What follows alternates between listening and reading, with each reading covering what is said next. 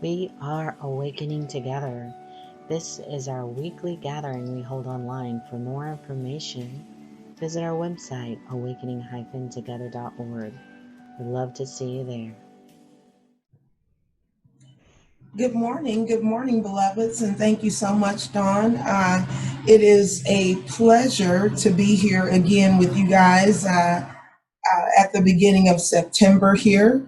Um, can't believe it. We're heading into fall already. It's just time, or the illusion of time waits for no one. So now is the part in our gathering, our weekly gathering, where we take a moment to greet each other on our board today. So I'm going to ask Dawn to play our opening song, and let's greet one another. All right, very good. It's so good to see you all in the sanctuary. And Kathy, I hope you have some good coffee to go with that nut bread. All right, um, now it's time for our statement of purpose here at Awakening Together. We are an assembly of equals joined in common purpose, awakening to one true self within an appearance of many faiths, many cultures, and many symbols. We seek to discern one truth and to rest in its embrace. I am deeply grateful in this now moment for this one life. I'm grateful that there is only one love, and that love is all there is. I'm grateful today for the opportunity to be here to share in my experience, um, to gather in this way, to learn what Holy Spirit would have me to learn, to be a vessel. And so, as always, I trust that Holy Spirit will take whatever space is needed here or imbue this space with presence and perfect knowledge and wisdom, so that whatever is needing to be heard today, whatever is wanting to be expressed today, has the space and the absolute freedom to do just that. And so it is, and so I let it be. Amen. All right, so that is going to bring us up to our reading for today. So I want to preface today's reading by saying that it's initially when I was guided to this reading, today's reading is from Stephen Covey's book, The 7 Habits of Highly Effective People. Most people have probably heard of this particular book. It's been around for a really long time. It's gotten a lot of rave reviews, a lot of positive feedback has come out of this particular book. As a matter of fact, I believe that he went on to do other books. Oh, I know he went on to do other books that were really spin-offs from this original work that he did. I know I read this book many, many years ago. But as the topic of today's gathering was coming into view, coming into my awareness, which really was the space between stimulus and response, right? As I was looking at the person who ultimately coined that phrase, Victor Frankl, I got back to this book. And initially I thought, well, that's not really the spiritual work of art that I'm looking for. And so I went on to try to see if there was something else that would highlight this subject a little more, because it intrigued me, this particular topic. And I'll talk more about why it intrigued me and how it intrigued me. But coming back to this reading, ultimately, it was this reading. In the first chapter, Stephen Covey talks about the first habit of becoming a highly successful person, and it's being proactive. That's the very first habit that he talks about. And in doing so, he really highlights quite well, actually, how important it is for us to take responsibility for that space, between that stimulus and response. He also gave a really good definition, or a mini autobiography, if you will, about who Victor Frankl was, what his journey was, the person who, like I said, coined the phrase, the space between stimulus and response.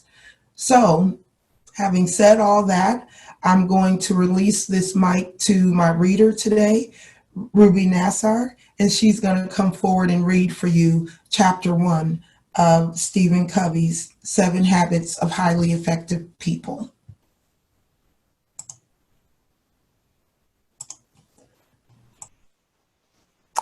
Okay. The 7 Habits of Highly Effective People. Powerful lessons in personal change. Frankl was a determinist, raised in the tradition of Freudian psychology, which postulates that whatever happens to you as a child shapes your character and personality and basically governs your whole life. The limits and parameters of your life are set, and basically you can't do much about it. Frankl was also a psychiatrist and a Jew. He was in prison in the death camps of Nazi Germany, where he experienced things that were so repugnant to our sense of decency that we shudder to even repeat them. His parents, his brother, his wife died in the camps or were sent to the gas ovens. Except for his sister, his entire family perished. Frankl himself suffered torture and innumerable indignities, never knowing from one moment to the next if his path would lead to the ovens or if he would be among the saved who would remove the bodies or shovel out of the ashes of those so fated. One day, naked and alone in his small room, he began to be aware of what he later called the last of the human freedoms, the freedom his Nazi captors could not take away. They could control his entire environment. They could do what they wanted to do to his body. But Victor Frankl himself was a self-aware being who looked as an observer at his very involvement. His basic identity was intact. He could decide within himself how all of this was going to affect him. Between what happened to him or the stimulus and his response to it was his freedom or power to choose that response. In the midst of his experience, Frankl would project himself different circumstances, such as lecturing to his students after his release from the death camps. He would describe himself in the classroom in his mind's eye and give his students the lesson he was learning during his very torture. Through series of such disciplines, mental, emotional, and moral, principally using memory and imagination, he exercised his small embryonic freedom until it grew larger and larger, until he had more freedom than his Nazi captors. They had more liberty, more options to choose from their environment, but he had more freedom, more internal power to exercise his options. He became an inspiration to those around him, even to some of the guards. He helped others find meaning in their suffering and dignity in their prison existence. In the midst of the most degrading circumstances imaginable, Frankl used the human endowment of self-awareness to discover a fundamental principle about the nature of man. Between stimulus and response, man has the freedom to choose. Within the freedom to choose are those endowments that make us uniquely human. In addition to self-awareness, we have imagination, the ability to create in our minds beyond our present reality. We have consciousness, a deep inner awareness of right and wrong, of the principles that govern our behavior, and a sense of the degree in which our thoughts and actions are in harmony with them. We have independent will, the ability to act based on our self-awareness, free from all other influences. Even the most intelligent animals have none of these endowments. To use a computer metaphor, they are programmed by instinct and or training. They can be trained to be responsible, but they can't take responsibility for the training. In other words, they can't direct it. They can't change the programming. They're not even aware of it. But because of our unique human endowments, we can write new programs for ourselves, totally apart from our instincts and training. This is why animals' capacity is relatively limited and man's is unlimited. But if we live like animals out of our own instincts and conditioning and conditions, out of our collective memory, we too will be limited. The deterministic paradigm comes primarily from the study of animals, rats, monkeys, pigeons, dogs, and neurotic and psychotic people.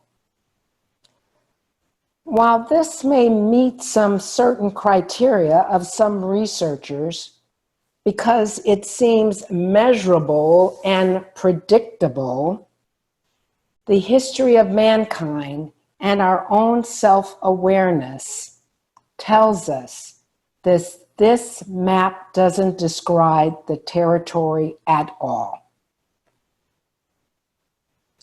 Our unique human endowments lift us above the animal world. The extent to which we exercise and develop these endowments empower us to fulfill our uniquely human potential. Between stimulus and response is our greatest power, the freedom to choose. Thank you. And thank you so much, Rubye. That was perfectly read there.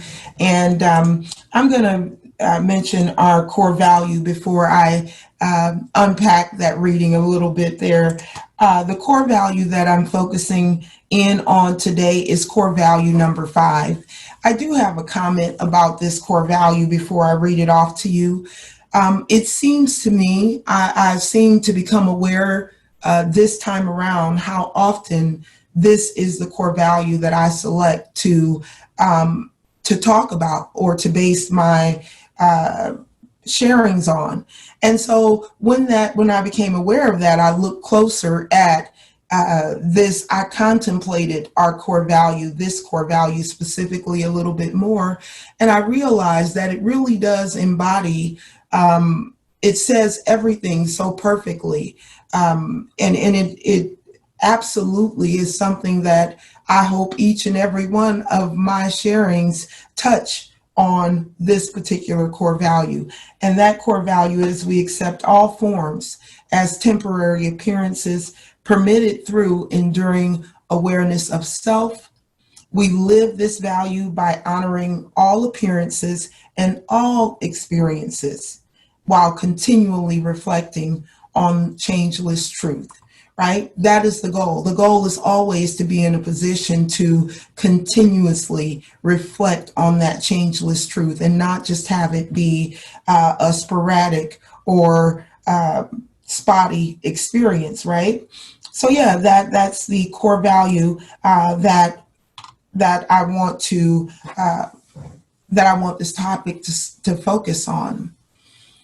So, as you heard in the reading that Rubye just did, there was one line in that reading particularly that struck me, and I think that's the line that sealed the deal for me on whether or not that would be the reading, because as I mentioned, on the surface, it doesn't appear to be a spiritual reading, but if you were really deeply listening there, it really is. It talked about Victor Frankl's journey a little bit, the atrocities that he suffered, and the way he was able to understand, as I mentioned, that line that I like is his basic identity was intact. He got to a point where he could decide for himself how all of what he was going through was going to affect him. So for me, that was profound. Like, how do you go through that level of pain, suffering, torture, unimaginable grief and anger, I'm sure. And he was able to get to a place where he was in touch with his basic identity. He was able to be the observer in those situations and really glean some deep, deep wisdom as a result. He went on to teach a particular therapy, but the one thing that he is most known for, I think, is the work he did with the stimulus and response, focusing in on that space. So last month I talked about detachment, right? I talked about learning to ask the two questions about thoughts. Is this thought helpful? And how does it behave? I continue to work with those processes, and I still work with those processes, to be honest with you. And so through the course of working with that process, I came across this information about the space between stimulus and response. So it really made me think of Bentino Massaro's, how he advises us or helps us, it points us in that direction to take those pauses and connect back into what we really are. And the more we do that, the more that grows. So that's the first thought that I had when I read about the space between stimulus and response. But then I became more aware, I think, that the stimulus, you know, in Bentino's work, I don't recall, my understanding of that particular is not that the stimulus has to be there. It's just a general thing, maybe like where you're setting an alarm and pausing every hour or something to go within. But this was slightly different in that there was a stimulus involved. So I thought, well, you know, and then the fact that that's where our freedom is. That was also part of my understanding with looking at this space between stimulus and response. The more that we're able to become aware that we do have that space, that tiny space between when any form of stimulus comes in and our actual reaction or reply to that. So what I started to do was just kind of be aware of that. I didn't go into that saying, well, like I did with the two questions, right? When I worked with the two questions, it was definitely specific, and I was intentionally applying those questions to my thoughts. But with this, it was a bit more relaxed. It was a bit more, well, let me just see if I can at least notice that space between stimulus and response. So, of course, I don't know if I'm sure that you guys have also experienced that when you choose to focus on anything in particular, wherever your attention goes, your energy goes right behind it. So immediately I was giving something to a stimulus. And almost immediately from having that thought that, you know, I'm going to casually go off into this, maybe a couple of days went by before I saw another event in the news. Stimulus, space, response. And so initially I knew that space was there, but I still had a response. I still felt a response, I should say, because I didn't blurt out anything or say anything about it, but I felt a response to that. And see, this is also what I learned right away. An important piece to this is recognizing even those subtle irritations, right? Recognizing that even within those subtle irritations or those subtle ripples in my piece, there is an opportunity for me to recognize that there's a space there that I can become aware of. So, you know, once I processed that, I realized, okay, yeah, I was aware of that space, but it was so quick. It was so almost, you know, like a split second, it was gone. So right there, the very first time I used it, I could see how focusing on that space, or at least, like I said, being aware that that space is there, because you can't really focus I couldn't really focus on something so tiny that is so tiny initially.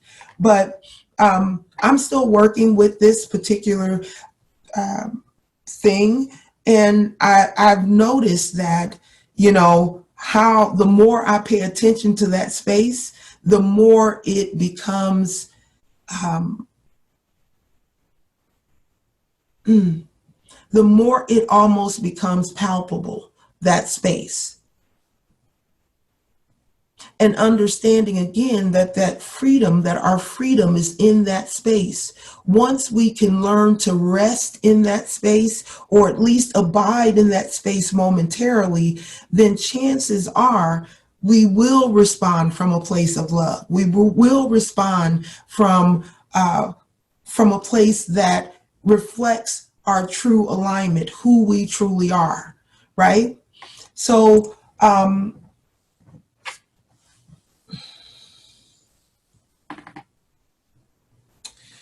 also this idea of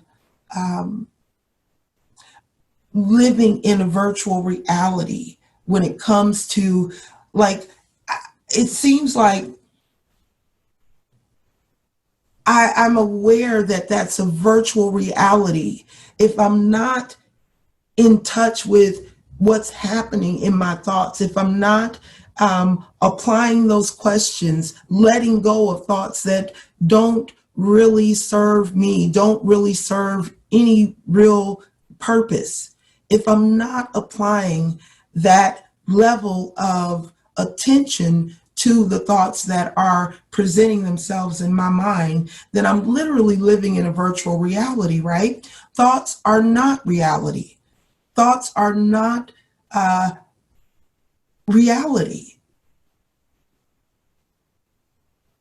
Thoughts are the way that we process or perceive what's happening around us or within us. So for me, looking at this space was just one more way to hone in on my thoughts. It was like it's giving me that additional power, additional strength to be more diligent in my thoughts, because I believe all this is tied in. That's why Holy Spirit is bringing certain things to my awareness at certain times, as is, I'm sure, the case with you as well. You get what you need when you're ready to process it. Like the saying goes, when the student is ready, the teacher will appear. Very true. And speaking of teachers, Rinpoche is another teacher that came to mind to me, looking at thoughts, also processing stimulus, being in that space or being aware of that space between stimulus and that response. Rinpoche has a perfect mantra for that. Something I've used before, but it had totally backed out of my mind. It wasn't something that I was focusing on in the now, but I am now. That saying is real, but not true, right? That's a great way. I think that's an amazing way to deal with stimulus, to deal with thoughts that may be pressing in on us and making us or causing us to be outside of where we know we belong, which is within peace, within space, within the comfort of absolute love. So yeah, the real but not true piece was also something that I continue to use. But I want to get back to this reading today, because there were a couple of other pieces in here that really caught my eye and that I really want to take a moment to focus in on here, if we can.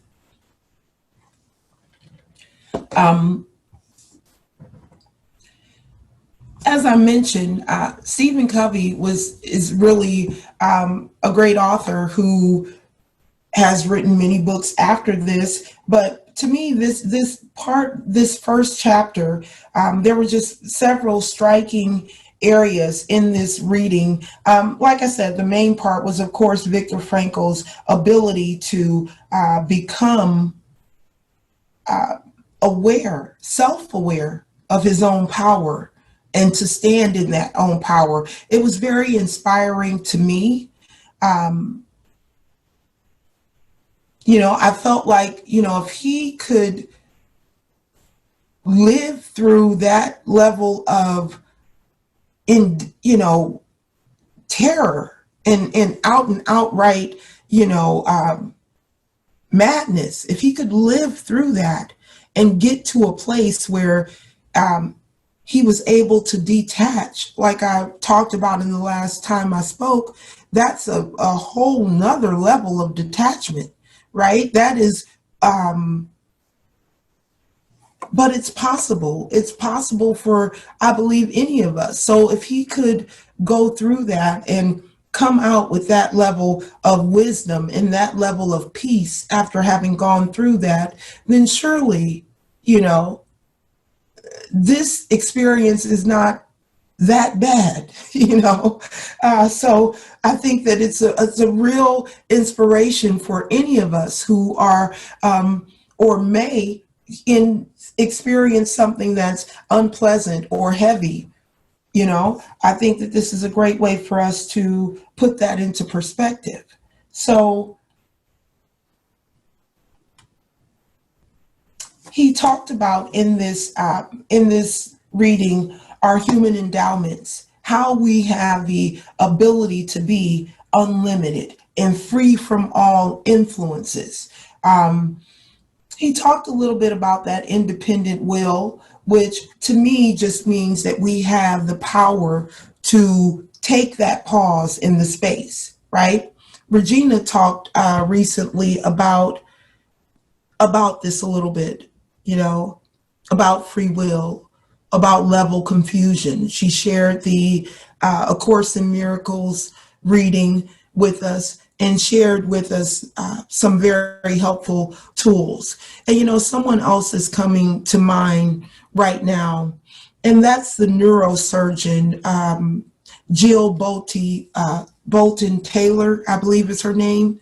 She had that near-death experience. I'm sure many of you have heard of her as well, where she had the near-death experience. She had a stroke of some sort, and she went on, she's done many TEDx talks and things of that nature, but she has shared, she brought back from that experience a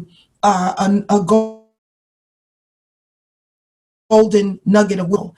And that is that a thought is alive in us and active, if you will, in our awareness for 1.5 seconds. That's 90 seconds that a thought comes in and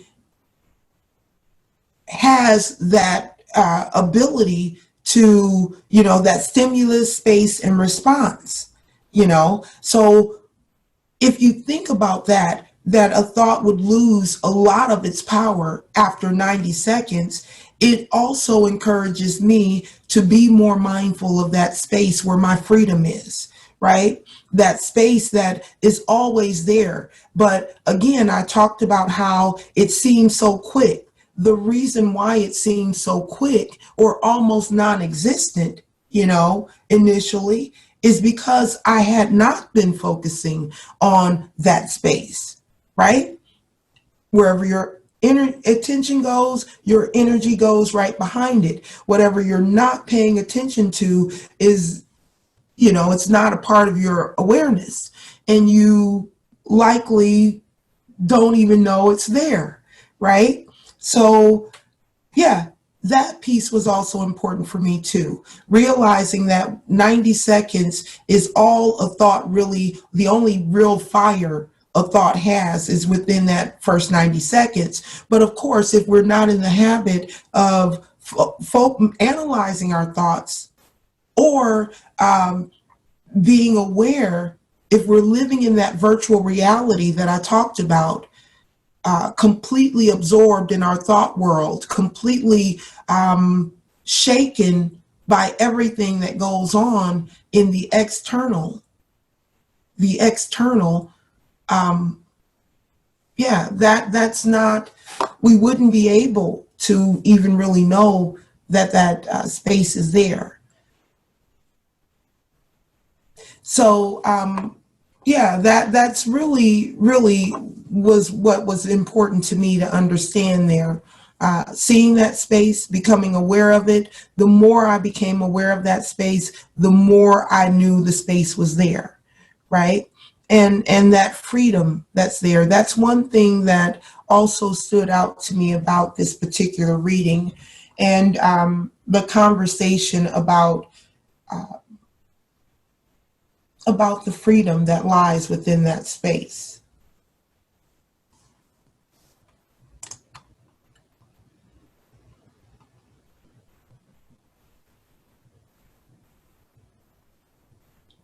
This reading also talked about conditioning, being pre-programmed.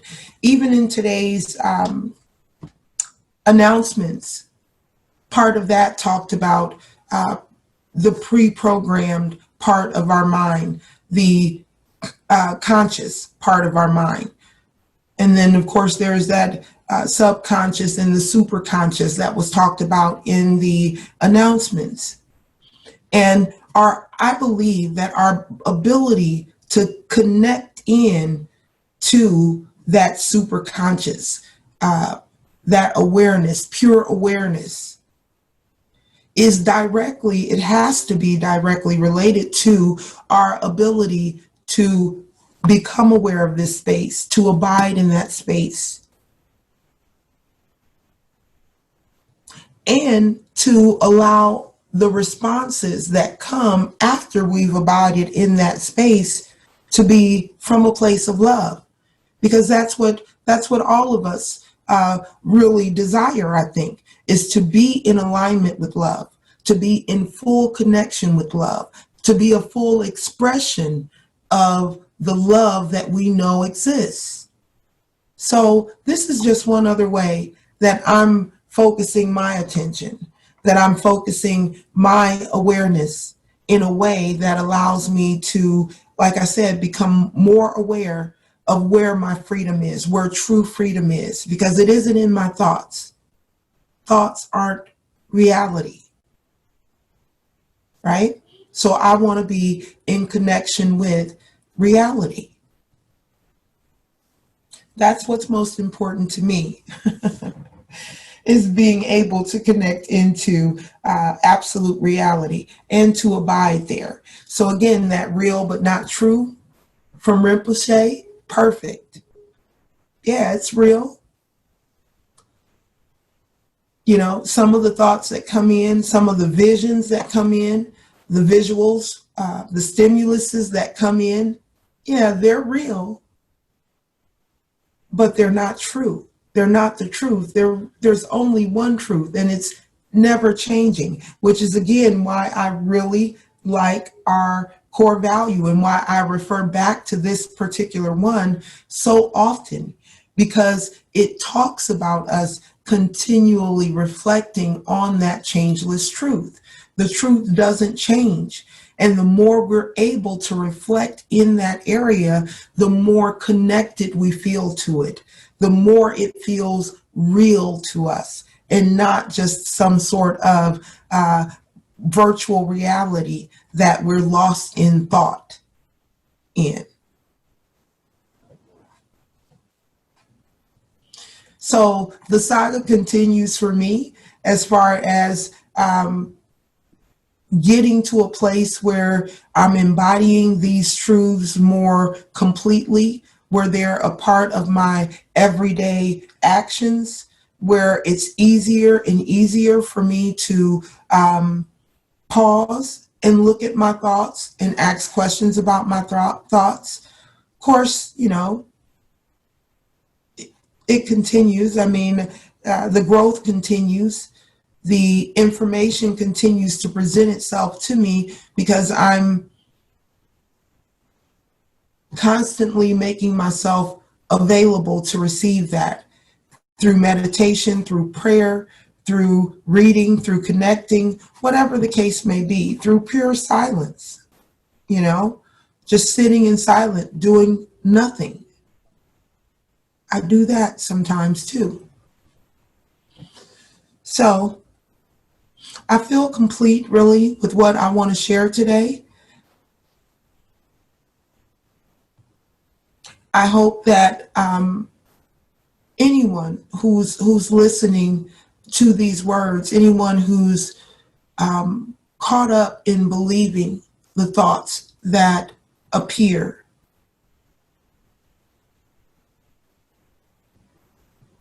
or the events that unfold, I hope that anyone who's in that place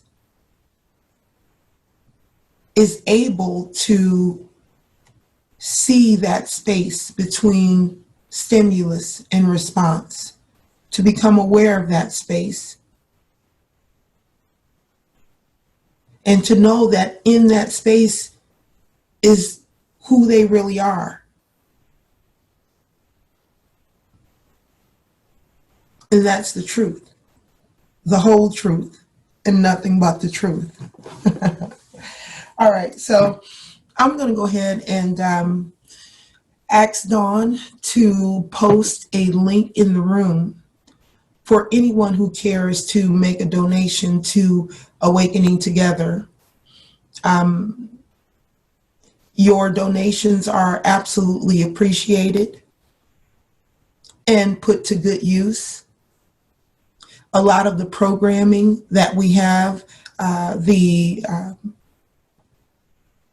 retreats that are being offered right now, the one particularly about letting go of fear, I can see why that one was such a popular retreat, because fear is, I think, our biggest downfall, our biggest enemy. So, you know, of course, if any of those things appeal to you, if you're called to get involved with any of the retreats or classes that are being offered, that's always another way for you to make the connection, to stay connected into the truth, right? So easy to forget. So easy to forget who we are, right? We started out forgetting who we are, and we've just compiled the forgetfulness over time. So easy to slip back into that space. So I encourage anybody and everybody to stay connected with the truth. All right. Again, I'll ask Dawn to post that link for donations for anyone who cares to make a donation.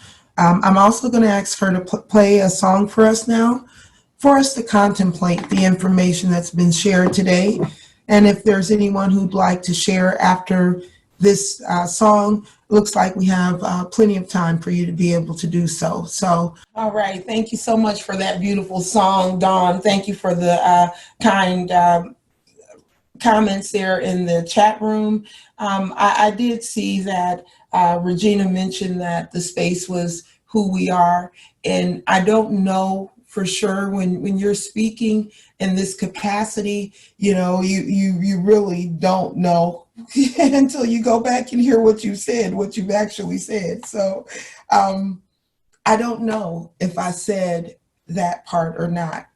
So if I didn't, I absolutely want to do that now, which is say that that space, you know, is absolutely who we are. Absolute freedom, absolute love, and connecting into that space is really connecting into yourself. All right, so if anybody has any questions, again, now is the time to, or not questions, comments, feedback, anything you like. If anyone wants to talk, now's the time. Hey, I just want to say, you know, of course, what a fabulous, fabulous homily that was, and I thank you for that, Gloria, and I thank you for your dedication and your passion. I mean, I just feel that every time you talk, and that certainly was there this morning. And then what I want to do next is steal one of Regina Dawn Akers' stories, uh, that really inspired me in regard to what you're saying. And in one of her classics and oldies recordings, I heard her talking about years ago.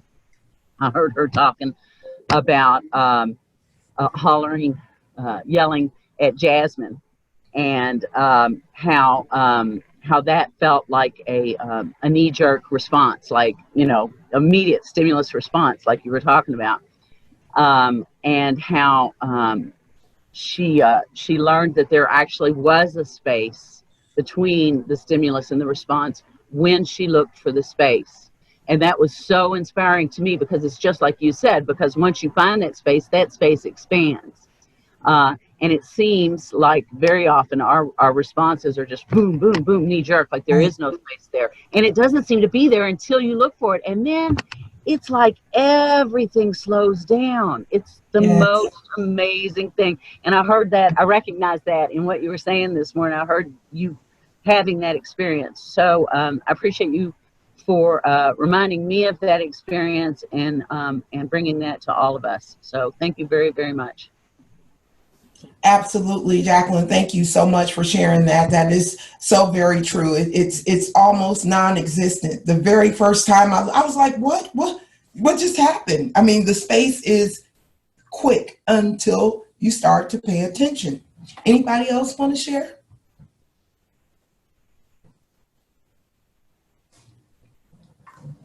Reverend Gloria, this is Kathy. I'll share. The word that kept coming to mind when you were talking about space was subtle. That word kept appearing within my mind, subtle.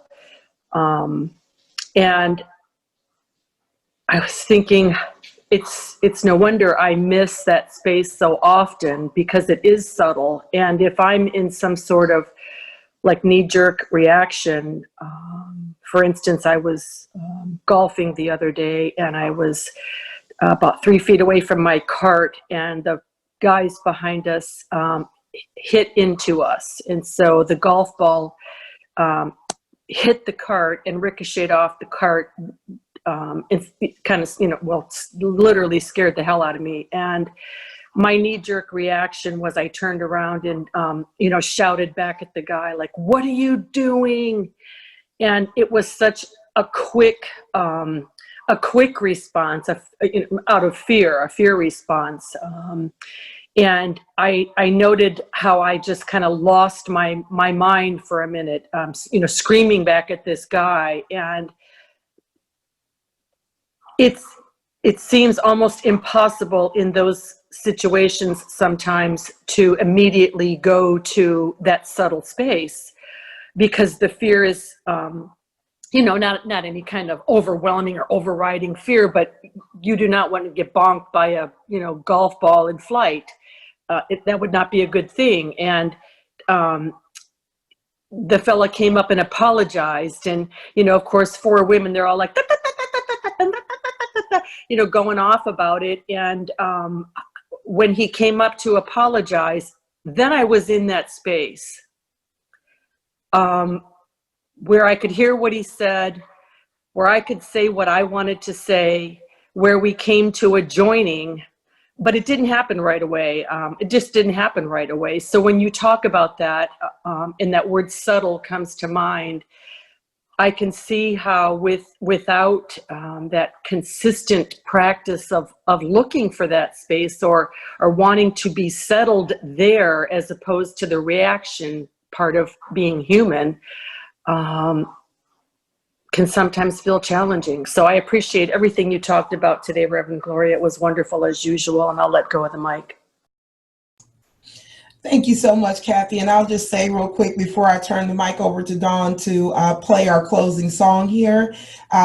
You mentioned something that was really important that I didn't mention in the I had one stimulus response where I had that immediate knee-jerk reaction that you're talking about. But the key was that after I had that reaction, I could reflect back on the fact that the space was there. So even though we have those knee-jerk reactions, absolutely continue to apply that awareness, that attention in that space, and it will expand exponentially, I assure you.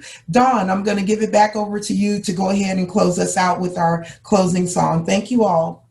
Thank you for watching. This was our weekly gathering that we hold online.